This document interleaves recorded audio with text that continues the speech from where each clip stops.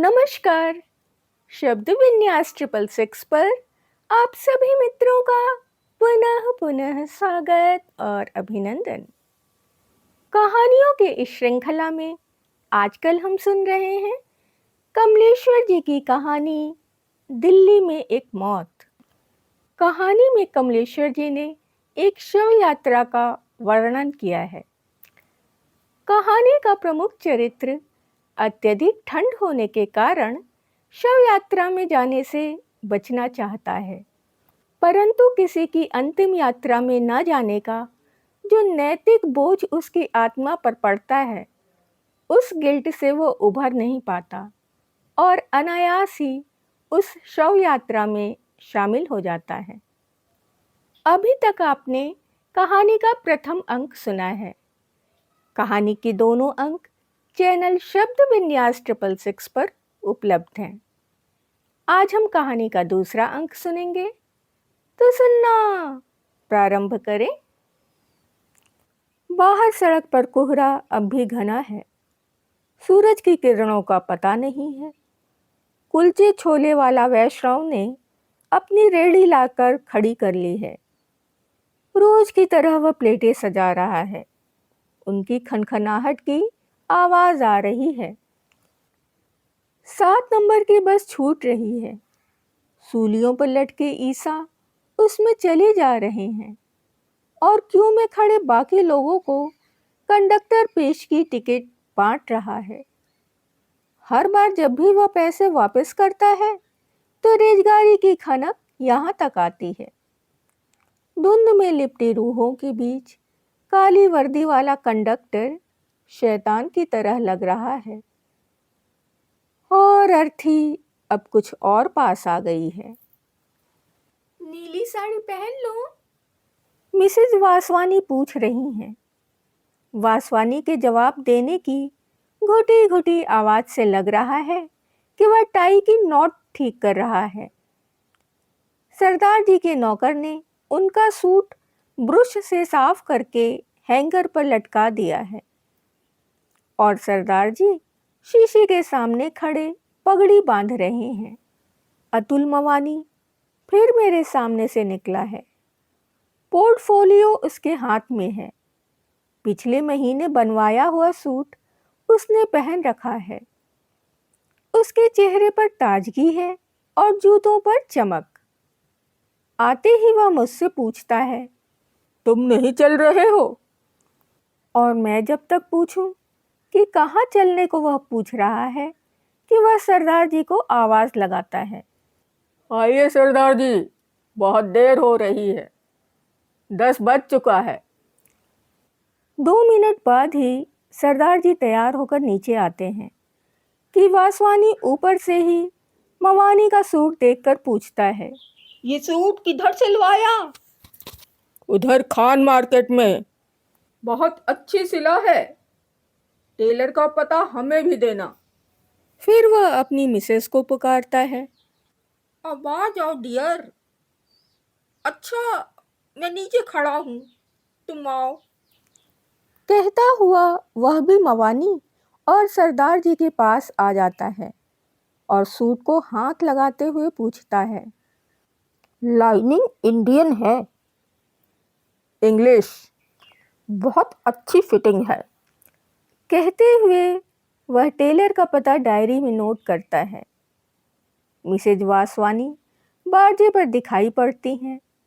नम और सर्द सुबह में उनका रूप और भी निखर आया है। सरदार जी धीरे से मवानी को आंख का इशारा करके सीटी बजाने लगते हैं। अर्थी अब सड़क पर ठीक मेरे कमरे के नीचे है। उसके साथ कुछ एक आदमी हैं। 1-2 कारें भी हैं जो धीरे धीरे रेंग रही हैं। लोग बातों में मशगूल हैं। मिसेज वासवानी जूड़े में फूल लगाते हुए नीचे उतरती हैं तो सरदार जी अपनी जेब का रुमाल ठीक करने लगते हैं और इससे पहले कि वे लोग बाहर जाएं, वासवानी मुझसे पूछता है, आप नहीं चल रहे? आप चलिए, मैं आ रहा हूँ। मैं कहता हूँ, पर दूसरे ही क्षण मुझे लगता है कि उसने मुझे कहाँ चलने को कहा है। मैं अभी खड़ा सोच ही रहा हूँ कि वे चारों घर के बाहर हो जाते हैं। अर्थी कुछ और आगे निकल गई है। एक कार पीछे से आती है और अर्थी के पास धीमी होती है। चलाने वाले साहब शव यात्रा में पैदल चलने वाले एक आदमी से कुछ बात करते हैं और कार सर्र से आगे बढ़ जाती है। अर्थी के साथ पीछे जाने वाली दोनों कारें भी उसी कार के पीछे सरसराती हुई चली जाती हैं। मिसेज वासवानी और वे तीनों लोग टैक्सी स्टैंड की ओर जा रहे हैं। मैं उन्हें देखता रहता हूँ। मिसेज वासवानी ने फर कॉलर डाल रखा है और शायद सरदार जी ने अपने चमड़े के दास्ताने उन्हें दे रहे हैं या दिखा रहे हैं। टैक्सी ड्राइवर आगे बढ़कर दरवाज़ा खोलता है और वे चारों टैक्सी में बैठ जाते हैं। अब टैक्सी इधर ही आ रही है और उसमें से खिलखिलाने की आवाज़ मुझे सुनाई पड़ रही है। वासवानी आगे सड़क पर जाती अर्थी की ओर इशारा करते हुए ड्राइवर को कुछ बता रहा है। मैं चुपचाप खड़ा सब देख रहा हूँ और अब न जाने क्यों मुझे मन में लग रहा है कि दीवान चंद की शव यात्रा में कम से कम मुझे तो शामिल हो ही जाना चाहिए था। उनके लड़के से मेरी खासी जान पहचान है और ऐसे मौके पर तो दुश्मन का साथ भी दिया जाता है। सर्दी की वजह से मेरी हिम्मत टूट रही है, पर मन में कहीं शव यात्रा में शामिल होने की बात भीतर ही भीतर कोंच रही है। उन चारों की टैक्सी अर्थी के पास धीमी होती है। मवानी गर्दन निकाल कर कुछ कहता है और दाहिने से रास्ता काटते हुए टैक्सी आगे बढ़ जाती है। मुझे धक्का सा लगता है और मैं ओवरकोट पहनकर चप्पलें डालकर नीचे उतर आता हूँ। मुझे मेरे कदम अपने आप अर्थी के पास पहुँचा देते हैं और मैं चुपचाप उसके पीछे पीछे चलने लगता हूँ। 4 आदमी कंधा दिए हुए हैं और 7 आदमी साथ चल रहे हैं। 7वां मैं ही हूँ और मैं सोच रहा हूँ कि आदमी के मरते ही कितना फर्क पड़ जाता है। पिछले साल ही दीवान चंद ने अपनी लड़की की शादी की थी तो हजारों की भीड़ थी। कोठी के बाहर कारों की लाइन लगी हुई थी। मैं अर्थी के साथ साथ लिंक रोड पर पहुंच रहा हूं। अगले मोड़ पर ही पंचकुइया शमशान भूमि है और जैसे ही अर्थी मोड़ पर घूमती है, लोगों की भीड़ और कारों की कतार मुझे दिखाई देने लगती है। कुछ स्कूटर भी खड़े हैं। औरतों की भीड़ एक तरफ खड़ी है। उनकी बातों की ऊंची ध्वनियां सुनाई पड़ रही हैं। उनके खड़े होने में वही लचक है जो कनॉट प्लेस में दिखाई पड़ती है। सभी के जूड़ों के स्टाइल अलग अलग हैं। मर्दों की भीड़ से सिगरेट का धुआं उठ उठकर कोहरे में घुला जा रहा है और बात करते ही औरतों के लाल लाल होंठ और सफेद दांत चमक रहे हैं और उनकी आंखों में एक गुरूर है। अर्थी को बाहर बने चबूतरे पर रख दिया गया है। अब खामोशी छा गई है। इधर उधर बिखरी हुई भीड़ शव के इर्द गिर्द जमा हो गई है और कारों के शोफर हाथों में फूलों के गुलदस्ते और मालाएं लिए अपनी मालकिनों की नजरों का इंतजार कर रहे हैं। मेरी नज़र वासवानी पर पड़ती है। वह अपनी मिसेज को आंख के इशारे से शव के पास जाने को कह रहा है और वह है कि एक औरत के साथ खड़ी बात कर रही है। सरदार जी और अतुल मवानी भी वहीं खड़े हुए हैं। शव का मुंह खोल दिया गया है और अब औरतें फूल और मालाएं उसके इर्द गिर्द रखती जा रही हैं। शोफर खाली होकर अब कारों के पास खड़े सिगरेट पी रहे हैं। एक महिला माला रखकर कोट की जेब से रुमाल निकालती है और आंखों पर रखकर नाक सुरसुराने लगती है और पीछे हट जाती है। और अब सभी औरतों ने रुमाल निकाल लिए हैं और उनकी नाकों से आवाज़ें आ रही हैं। कुछ आदमियों ने अगरबत्ती जलाकर शव के सिरहाने रख दी है। वे निश्चल खड़े हैं। आवाज़ों से लग रहा है कि औरतों के दिल को ज़्यादा सदमा पहुंचा है। अतुल मवानी अपने पोर्टफोलियो से कोई कागज़ निकालकर वासवानी को दिखा रहा है। मेरे ख्याल से वह पासपोर्ट का फॉर्म है। अब शव को भीतर शमशान भूमि में ले जाया जा रहा है। भीड़ फाटक के बाहर खड़ी देख रही है। शोफरों ने सिगरेटें या तो पी ली हैं या बुझा दी हैं और वे अपनी अपनी कारों के पास तैनात हैं। शव अब भीतर पहुंच चुका है।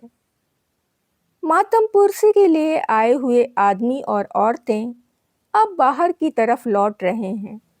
कारों के दरवाजे खुलने और बंद होने की आवाज़ें आ रही हैं। स्कूटर स्टार्ट हो रहे हैं और कुछ लोग रिंग रोड बस स्टॉप की तरफ बढ़ रहे हैं। कोहरा अभी भी घना है।